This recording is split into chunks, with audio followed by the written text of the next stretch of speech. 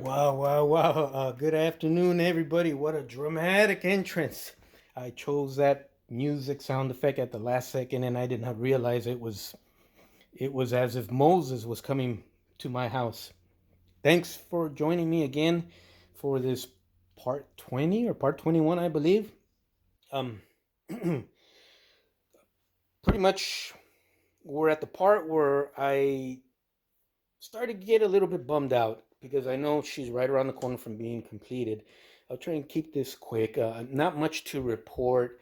A lot of little tiny doodads. Excuse me. Sorry about that. A lot of tiny doodads and whatnots and touching up here and so adding all the brake and air lines. Added the rear bracing for our that rear bulkhead. uh, Trying to get the engine fit in just the right position. Had to cut a little bit of the back of the transmission, or at least on top, because it's going to have to sit under here a little bit. Um, just stuff like that. The little bracing I was talking about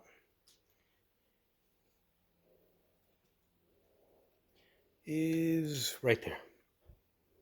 We added that bulkhead in the rear, painted it black and stuff. But we have to brace it underneath the way the real ones are. So kind of just stuff like that. Nothing worth filming, nothing to write home to mama about, but stuff that is important to the build itself. Um, just like working on the interior of the cab. Probably definitely not one of the most exciting things to do, but you're gonna have to do it and you want to. If you had painted it all black, like I suspect the real ones were delivered from Freightliner, especially the bare basic models. Um, Once it's in our models, it gets too dark inside. So you see a lot of modelers here on YouTube or online, other sites on magazines, forums, stuff like that, where they highlight different things and just to make the interior kind of a little bit more pop a little bit more in terms of not looking like a dark cave. And that's what I had to do here. So there's dark grays, there's grays. Tom told me to go back and go ahead and dry brush. In my case, I used the panel wash method. And also did that to the seats. Remember, if I can show you guys real quick, the Freightliner kit, because the real Freightliner trucks came with you know, grandma's kitchen table chairs from the 50s for the passenger side seating arrangement for whoever rides along with the driver. I chose not to go that route. I found a better seat, fixed it up. I painted it. I went ahead and used my panel wash method again on this thing here, and it's got that dull, flat look. So this is gonna go.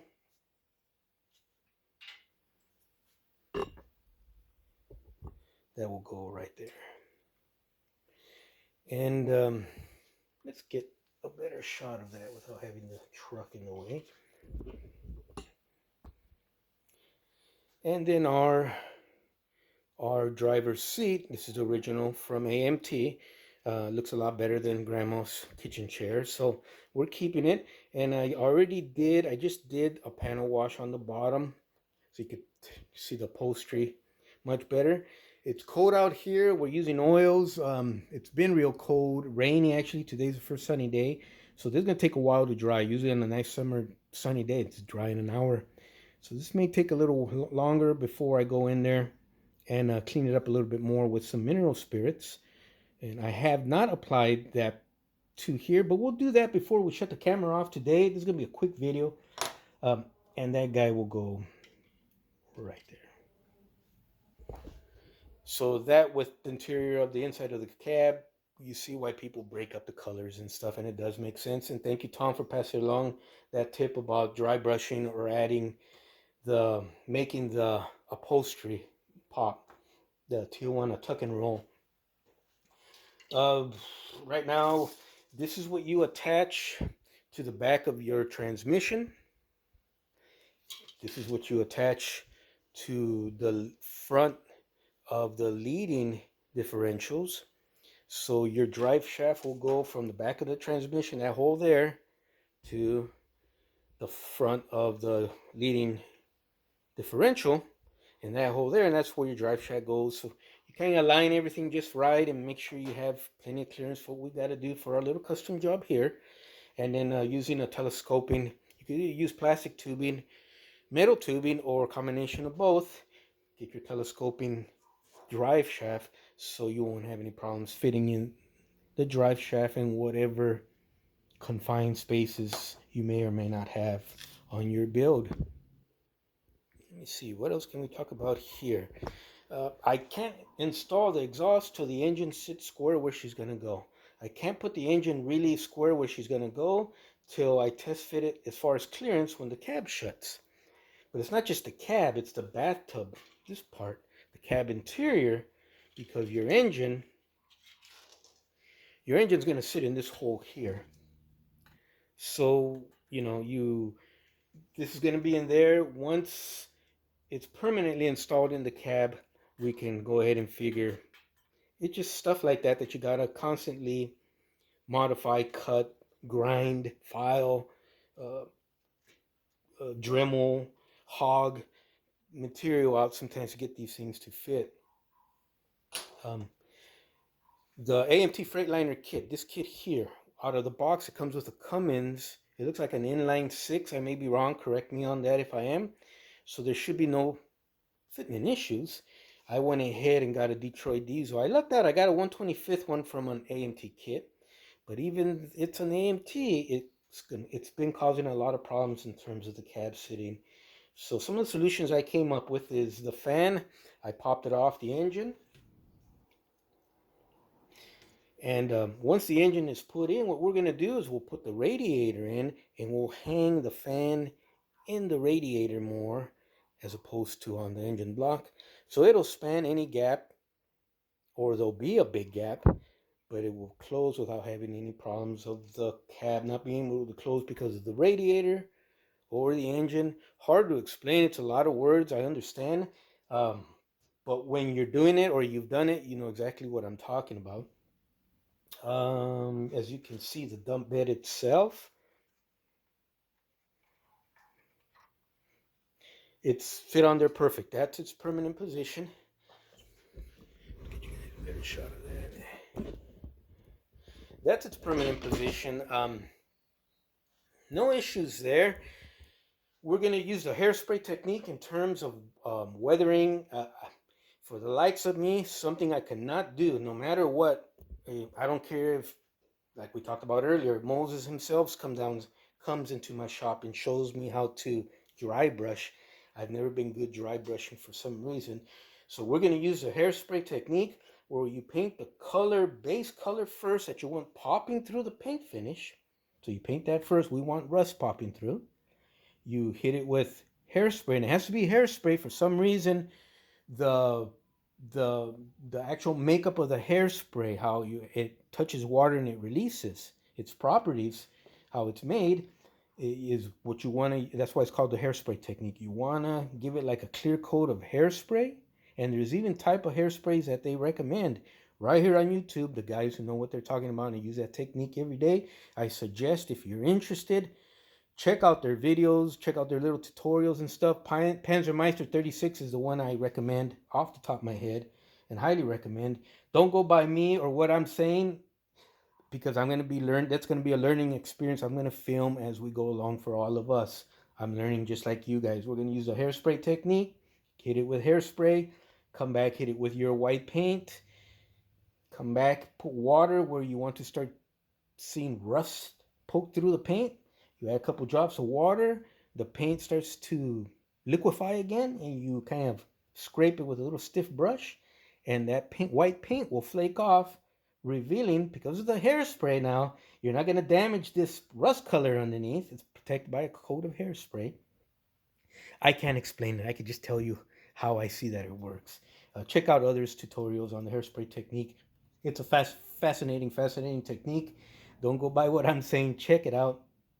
And that's my way around the dry brush technique. little badge. We got to work on that a little bit more. I'm not too happy the way it came out. We used Tamiya's metallic paints. I may strip that and go with the Alclad method, but I got to wait for a nice, decent day to paint. That's going to slow the project down a little bit. So I'll probably be working on the Sherman tank restoration project a little bit more. Kind of on the. It was raining here all weekend long, nonstop, day and night, and plus I had a 2.5 day migraine, and all the fun side effects that go with that. So I was in bed for about 2 days. I didn't touch any of this. So while we're waiting for paint to dry or the weather to get a little better, if I'm not working on that Sherman project and putting videos online here, I think what I'm going to do is Max Model Corner completed that beautiful, gorgeous Revell 3-axle big rig tow truck. Just fantastic, fantastic. Um, I've got one here. Well, I'm nowhere near building that, not for a while, anyways. But I don't believe I've ever seen an open box review of that here on YouTube. Not that I know of. So if I can't get to painting on this and we have to kind of put it on hold a couple days, I may do an open box review of that big triple axle Revell big rig tow truck kit just for fun. I bought my kit. It may be missing parts. It's already been started a little bit. So it's got a billion sprues in there, so there's no way for me to know what's going to be missing or not unless I really sit down with the drawings and study them. But we'll have fun here. We'll goof around with it, and it should be a fun video, and hopefully it'll all keep us entertained these cold, rainy, drizzly, damp December days as we move into January here in a couple weeks. What else can I tell you guys? I already started adding I told you, my brake lines and my airlines. Of course, as I drop my pointer, like always. So we got that going in there too. We're gonna build up the hydraulic or pneumatic mechanism. I think it's hydraulic fluid or pneumatic fluid. The reservoir tank, which goes about right here. There's a bunch more to do.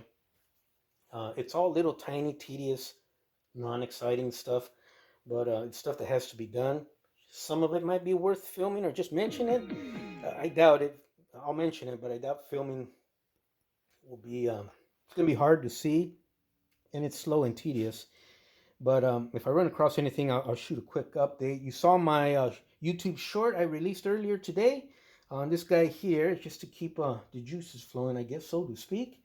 That's about all I can think of. I want to thank all my new subscribers. I want to thank everybody who has commented. I really, really appreciate the kind words from everybody. I didn't take notes today, so I will mention everybody else on my next video. I got to take notes and names and stuff because I do appreciate your guys' input, participation. Really, really appreciate you guys subscribing to my humble channel where I build just how I see stuff in my mind. And I'm really, really going to treasure if I've gotten any newcomers who stumbled on my YouTube shorts and said, you know what, I've always wanted to try modeling. I'm going to sign up. So if that pertains to you, thank you, thank you, thank you. And enjoy the journey, not just from me, but from everybody here. It's my YouTube channel about not my hobby, but our hobby, including you brand new guys, our hobby. This is just my little humble version of it I'm presenting for you guys. And I teach along the way the stuff I've learned like others on here are doing now. And if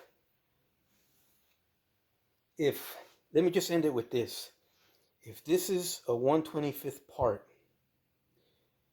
and I try to put it on in front of my differential and it just doesn't look right to me, it's out of scale, either too big or too small out of scale, then I have, in my world, I'm not going to use it.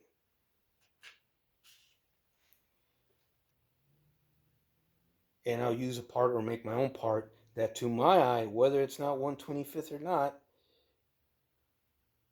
is going to look good to my eye. My eye's pretty good at what I want in terms of scale, everything matching the same size. Nothing wrong with that. Also, if I'm not happy with the model for some reason and I paint it, I'm just not happy.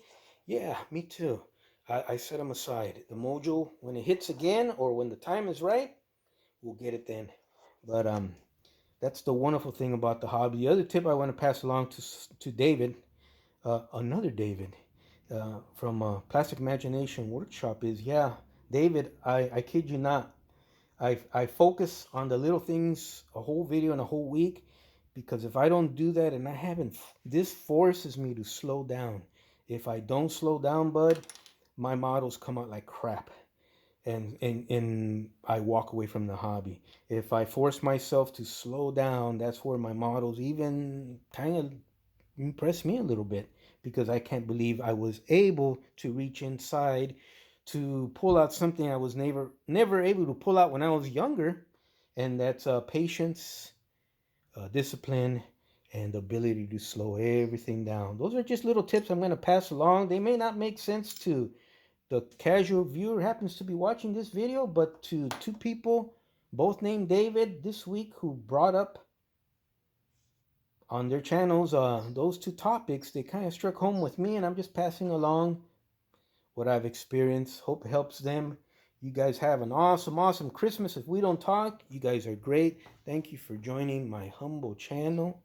And oh, here, let's put the bed back on. Let's show her off a little bit more.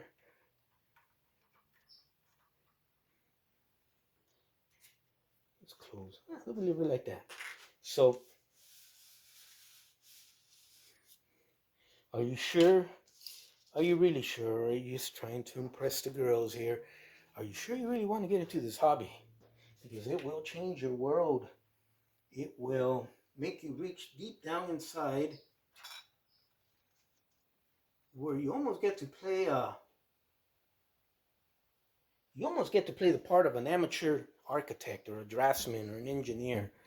You sure this is what you want to do, bud?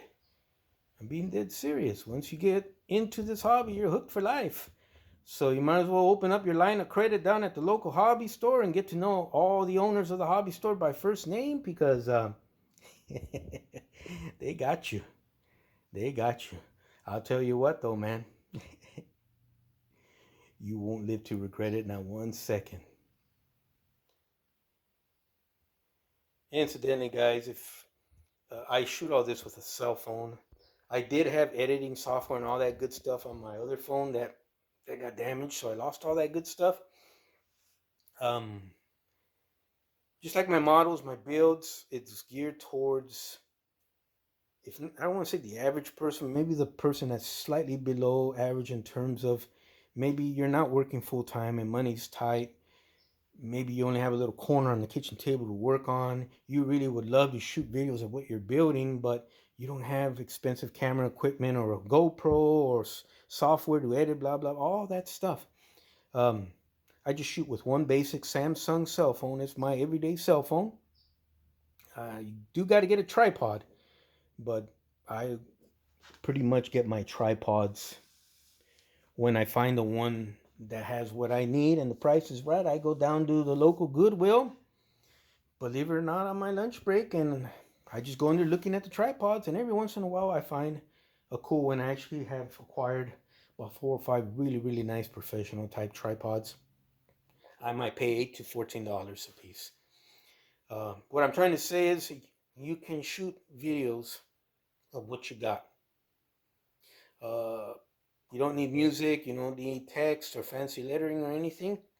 Get yourself a tripod so the camera stays still, perfectly still.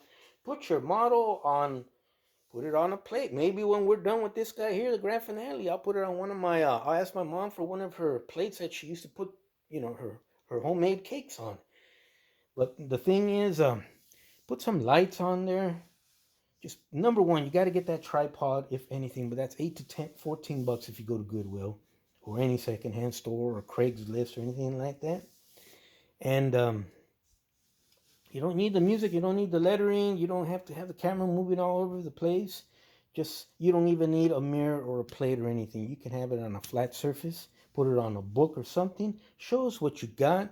Don't let the Don't let the unperceived notion that you gotta have expensive gear and stuff to post videos, start your own YouTube channel. I would love, and everybody else here would love to see what you got. Make it a little 30-second video. Just as you can see, the only reason this model looks halfway decent is because the camera's not moving around all over the place. It's on a tripod. Get yourself a tripod, borrow one from a neighbor, whatever you got to do. My tip is cell phone, couple lights, and a tripod. You don't even need any fancy things like this. And post what you got. Join the community. You might put a model that needs a lot of help and you're kind of embarrassed to put that on there. Why don't you put it on there and show us, guys, what could I have done on this? And just start the conversation going. Get yourself started in this hobby. So very soon, before you know it, you're going to be producing one-of-a-kind models yourself of whatever your modeling favorite modeling topic is. Trucks, cars, tanks, planes, submarines, figures, Knights of Old, uh, trolls, okay, whatever it happens to be. Uh, you won't get to that first step if you don't take the first step yourself of get yourself a cell phone and a tripod. Borrow a cell phone from your dad or your brothers or your neighbor or whatever if you have to. Get that tripod. Borrow the tripod from your neighbor or whatever. You see where I'm going? You can post what you got, but until you make that move to do it, it's not going to be doing it for you. You got to do it. You guys take care. Have a blessed week. Bye-bye.